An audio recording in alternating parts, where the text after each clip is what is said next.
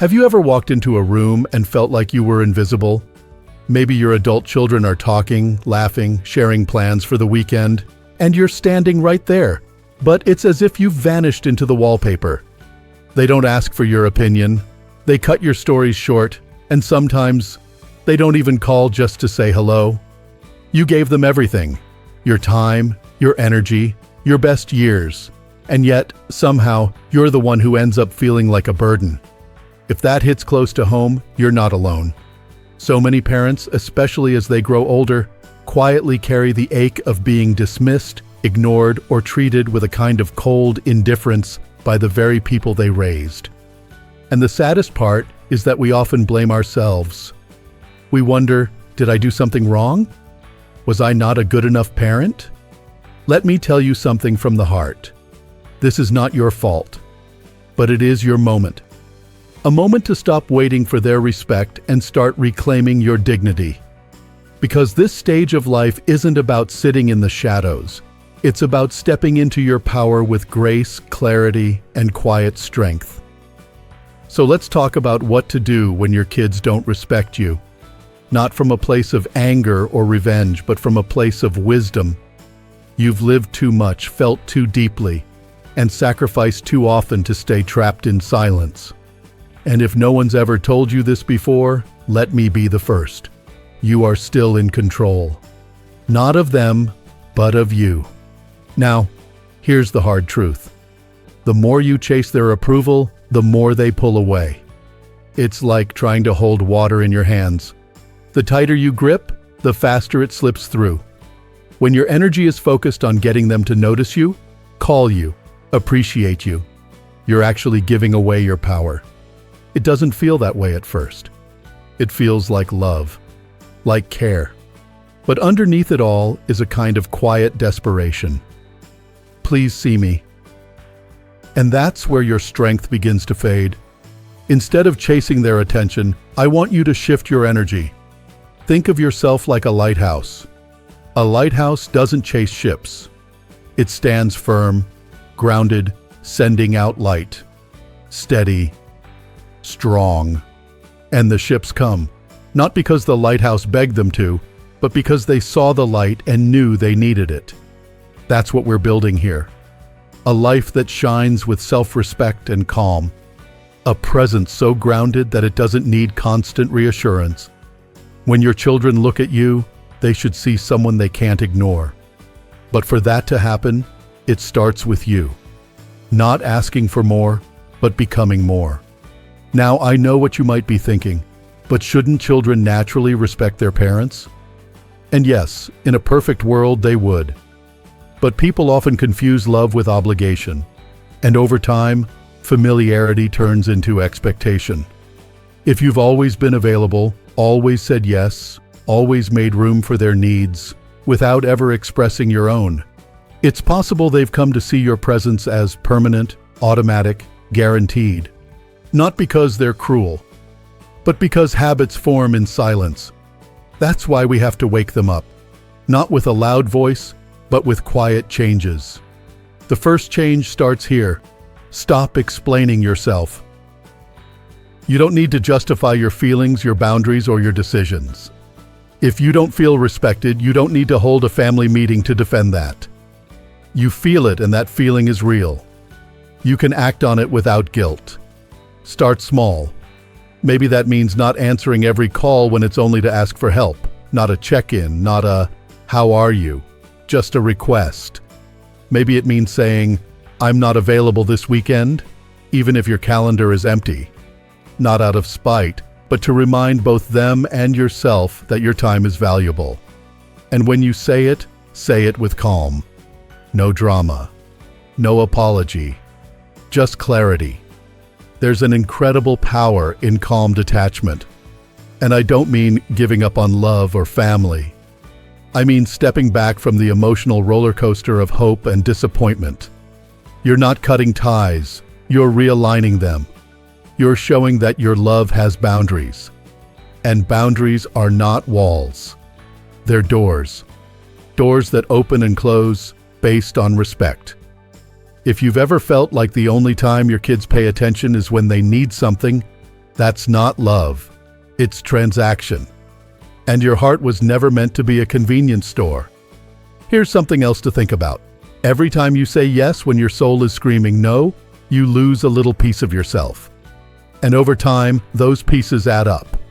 One day you wake up and realize you've been living someone else's life, running on someone else's schedule, answering needs that aren't yours. But you can stop that cycle, and you can stop it today.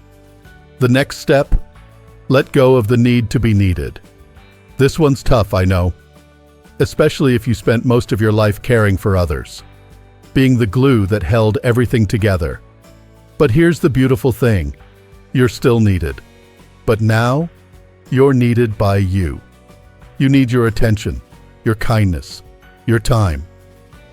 You need to pour that same energy into yourself that you once poured into everyone else. Take a walk alone and let it be enough.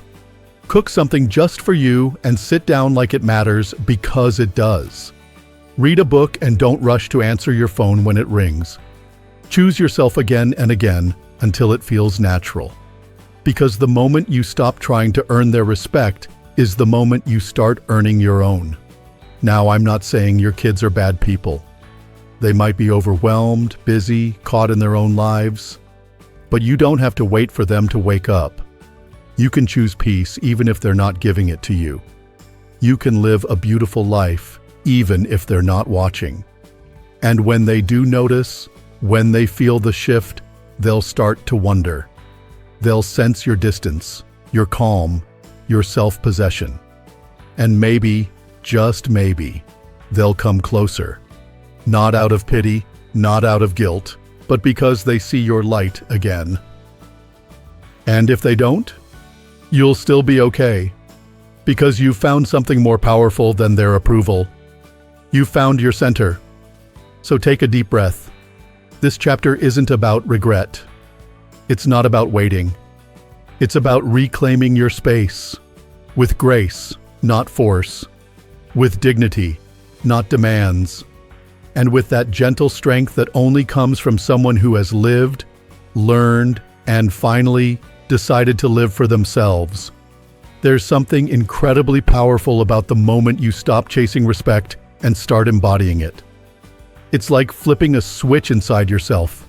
Not loud, not dramatic, but deeply felt. You begin to realize that your worth doesn't rise or fall depending on who calls, who visits, or who sees you. It rises because you see you. And that, my friend, is where your peace begins. But let's be honest. Letting go of emotional dependence isn't something you do in one afternoon. It's a process. A quiet, daily choice to stop letting someone else's behavior dictate your mood. Have you ever noticed how your whole day can shift just because of a short message or the absence of one? You wake up hopeful, waiting for a call that never comes. You glance at your phone too often. You tell yourself, maybe they're just busy. And try to believe it, even though it hurts. That pattern, that emotional yo-yo, is what drains your spirit. It's like giving someone else the remote control to your peace. And the truth is, as long as they hold that remote, you'll never feel truly calm. So, it's time to take it back. Not by demanding anything from them, but by choosing to live from your own center. You might still feel the sting when they forget your birthday or cancel a visit last minute. That doesn't make you weak. It makes you human. But instead of spiraling into sadness or self-blame, I want you to pause and ask yourself, what am I tying my happiness to right now? If the answer is someone else's behavior, it's time to untie that knot. Now let's talk about silence. Not the silence that comes from being ignored, but the silence that comes from strength. Most people misunderstand it. They think silence is weakness or passive aggression. But in truth, silence is one of your greatest tools, when it's intentional. When you stop reacting to every slight, every cold word, every unmet expectation, you become something rare in this noisy world, unshakable. And people notice, especially your children. They may not say it out loud, but when you stop chasing, stop over-explaining, Stop apologizing for your presence. A quiet curiosity will begin to grow in them. They'll start to feel the shift. They'll sense that something's different. And in that space, respect has room to return. It's like this. Imagine someone who's always been at your beck and call. Always says yes. Always ready to help, even when they're exhausted. At first, you appreciate it. But over time, you begin to expect it. It becomes normal. You stop saying thank you. And then one day, they pause. They hesitate. Or they say, not this time. Suddenly, you realize what you've been taking for granted. That's the power of calm boundaries. And that brings us to one of the most difficult but freeing things you'll ever learn to do. Say no without fear. For many years, you probably said yes even when your heart wasn't in it. You said yes to babysitting even when your body needed rest. You said yes to lending money even when it left you worried. You said yes to help because that's what love is. Right? But love without boundaries becomes sacrifice. And sacrifice without balance becomes resentment. Deep down, you know that. So here's the challenge. The next time your child asks something of you, something that doesn't sit right, something that costs too much of your peace, I want you to try something different. Say no. Calmly. Kindly. But firmly. You don't need to justify it with long explanations. You don't need to feel guilty. A simple "no, I won't be able to this time" is enough. At first, it'll feel strange, maybe even scary. You'll worry they'll be upset, that they'll pull away.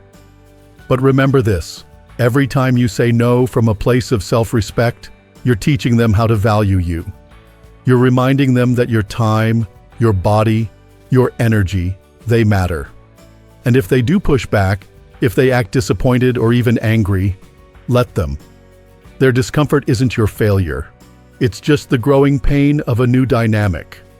You're no longer the parent who bends until you break. You're the parent who stands tall, who sets gentle boundaries, who lives with quiet dignity. That version of you might take time for them to adjust to, but in the long run, it's the version they'll respect the most. You see, there's something strange about how people respond to strength. Not aggression, not pride, but quiet, rooted, unshakable strength. It commands attention. It shifts the atmosphere.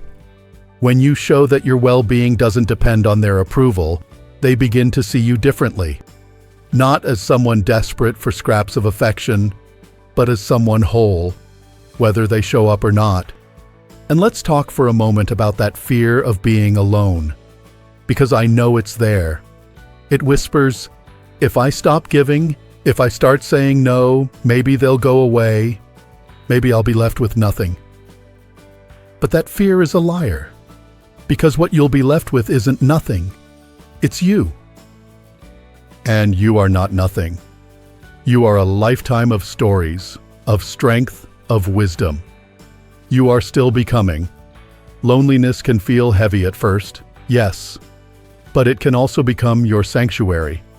A space where you finally get to know yourself again. Where you get to enjoy your own company, choose your own rhythm, rediscover the things that make your spirit come alive.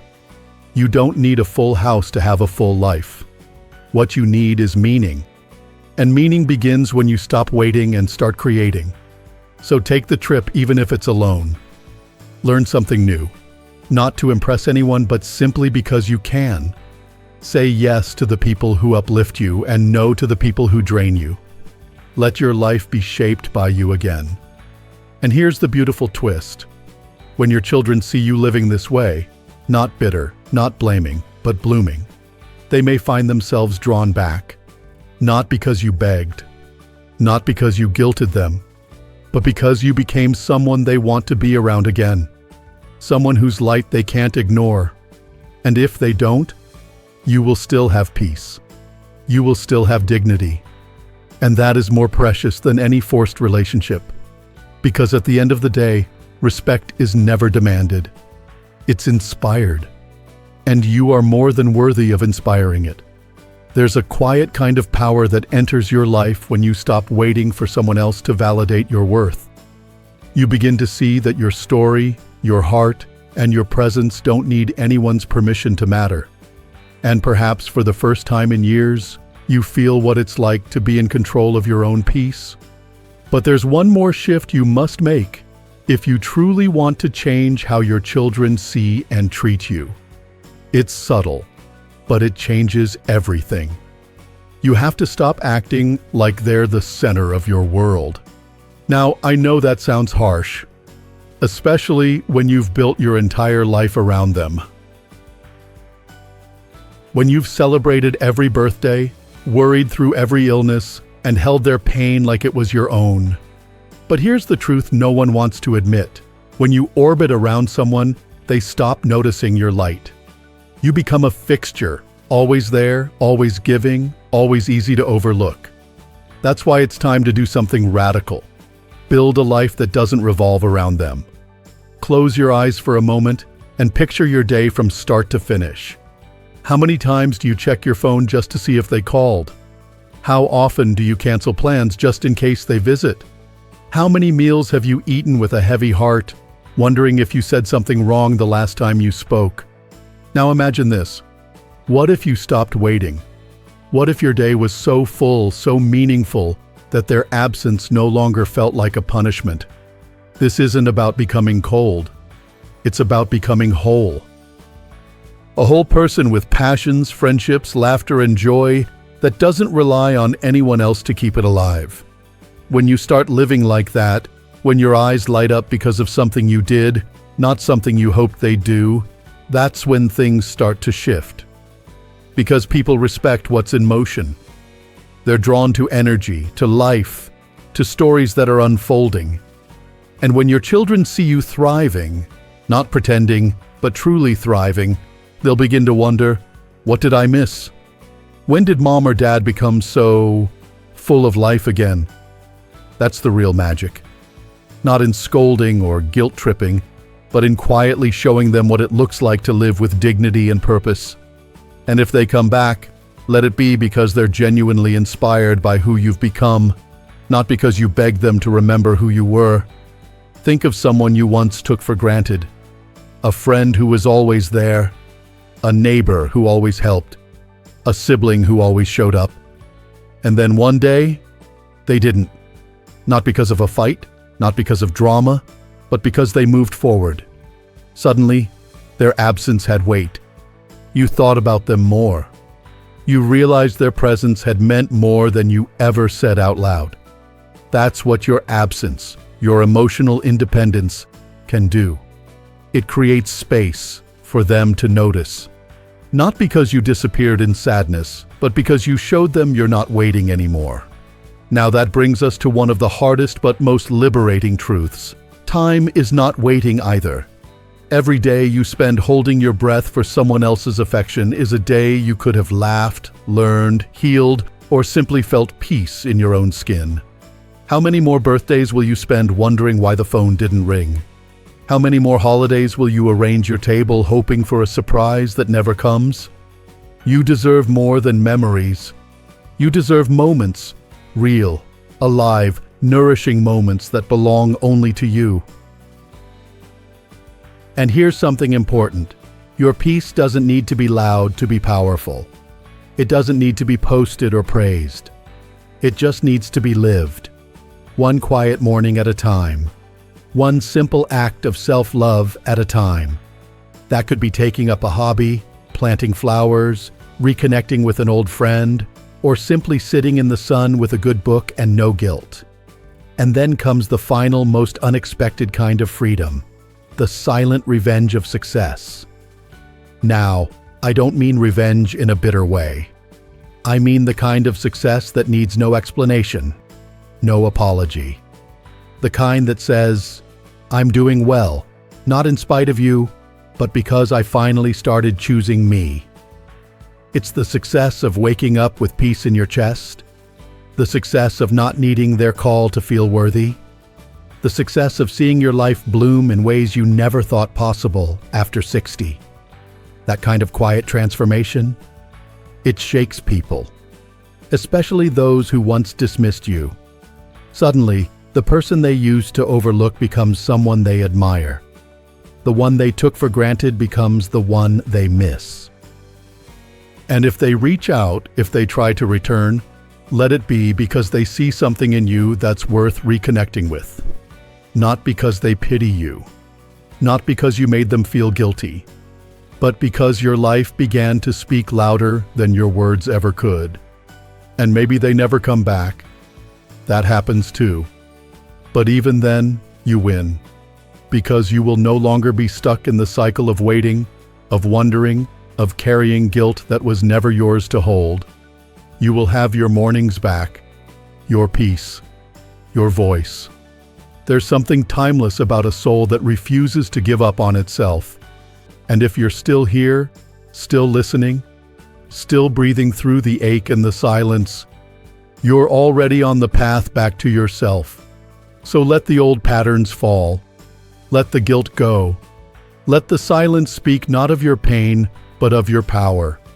Let your life from this day forward be a reflection of your worth, not their attention. Because this life you're living, this stage you're standing in, it's still yours. And it's not too late. Not by a long shot. There's a moment in every journey where something inside of you quietly says, enough. Not out of anger, not out of despair, but out of something deeper, clarity. A knowing that your time, your energy, your presence, they're not infinite. And if others won't honor them, you will. And that's when the real transformation begins. It doesn't happen all at once. It's not some grand announcement or overnight shift. No, it starts with the small things. You wake up and choose to make your bed not for anyone else, but because it brings you peace. You eat a meal slowly, not in front of a screen, but with music playing, maybe a candle lit. You take a walk, not to burn calories, but to feel the breeze on your skin. You begin, little by little, to treat yourself like someone worth caring for, and you are. But here's what no one tells you. When you finally step into that peace, resistance will come. Not from the world, but from within. It might sound like, what's the point now? Or, it's too late to change anything. That's not truth speaking. That's fear. And fear, when faced with strength, always puts on the costume of logic. But I want to ask you, too late for what? Too late to be respected? Too late to find joy again? Too late to stop apologizing for your needs? No. That's a lie we're told when society forgets the value of age. But you haven't forgotten, have you? You've lived through decades of change, of loss, of love, of survival. There's strength in you now that didn't exist at 30 or even 50. That wisdom, that resilience, it was earned. And it's yours to use. You are not done. You are being refined. And in that refinement is your greatest power. Yes, it may mean doing things alone for a while. But solitude is not the same as loneliness. Solitude is where you hear yourself again, where the noise fades, where your voice, once quieted by everyone else's needs, starts to rise. And when it does, let it. Let it say no when your body needs rest. Let it speak up when something doesn't feel right. Let it laugh out loud when you find something funny, even if no one's around to hear it. Let it remind you that you still matter, not because someone tells you so, but because you know it's true. And slowly, that voice will become your compass. You'll begin to see who truly adds to your life and who only takes. You'll start protecting your peace the way you once protected your children's futures. You'll discover that your value was never about being needed. It was always about being whole. And here's the miracle. When you no longer try to prove yourself to anyone, you become magnetic.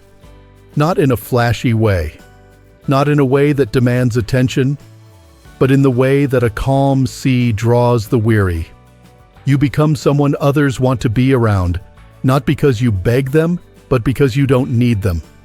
If your children begin to notice, if they come back with kinder eyes and softer voices, welcome them.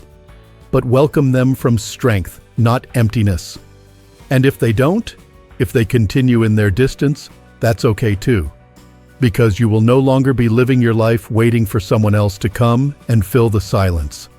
That silence now belongs to you. You've stopped handing your peace over like it was something to be earned. You've stopped writing letters in your mind that never get sent. You've stopped looking out the window hoping for headlights to pull into the driveway. Instead, you've turned back inward, back to the one person you've always had and always needed, yourself. And that brings us here, to this final truth. Time is moving.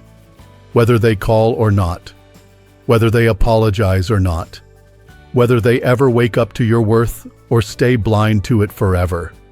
The time you have left, it's precious, sacred, not to be wasted standing at a closed door. So what will you do with it? Will you start painting again? Learn that instrument you once loved? Read stories that stir your soul? Find a group to walk with or dance with or pray with? Will you finally visit that place you've always dreamed of? Will you let your life be wide again? Because that's the silent revolution, living fully, joyfully, and unapologetically, even if no one's watching. And you know what happens then? The world begins to shift. Your energy changes. The people who matter begin to appear. And your children, if they are ever to come around, will return not to rescue you, but to catch up with the person you've become. A person who no longer waits. A person who no longer begs. A person who doesn't need to shout to be heard. You will never be invisible again. Not because others changed, but because you did. So if this message spoke to your heart, if you felt even the smallest spark of truth in these words, hold on to it. Don't let it fade. Let it be the beginning of something new, something quiet but unstoppable. You. And I would love to know, what part of this resonated with you most? What small shift are you ready to make today? Share it in the comments. I read every one. This is your space. A space of dignity, of renewal, of truth. If you found comfort here, click that like button. Not just for me, but for yourself. As a way to say, I'm ready to choose me. Subscribe to this channel for more videos that speak to the heart.